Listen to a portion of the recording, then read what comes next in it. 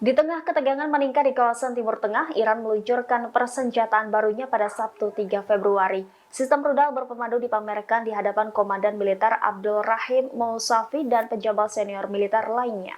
Melansir Anadolu, persenjataan baru yang dipamerkan adalah sistem rudal anti lapis baja ke permukaan. Rudal berpemandu presisi buatan dalam negeri ini diberi nama Shafah. Sistem rudal ini telah dikembangkan oleh para ahli militer lokal Iran.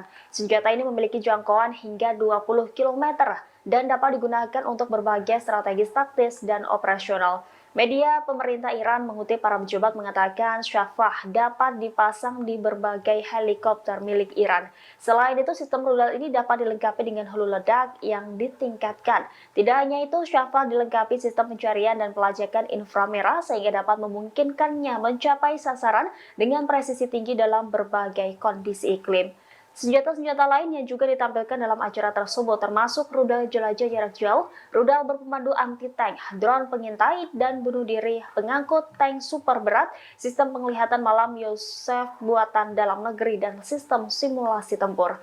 Diketahui pameran militer ini baru pertama kali diadakan di tengah meningkatnya ketegangan antara Teheran dan Washington. Juru bicara Kementerian Luar Negeri Iran Nasser Kanani dalam sebuah pernyataan pada hari Sabtu mengutuk serangan Amerika Serikat terhadap target-target di Suriah dan Irak. Dia juga mengecam serangan Amerika Serikat terhadap Houthi yang didukung Iran di Yaman. Download Tribun X sekarang, menghadirkan lokal menjadi Indonesia.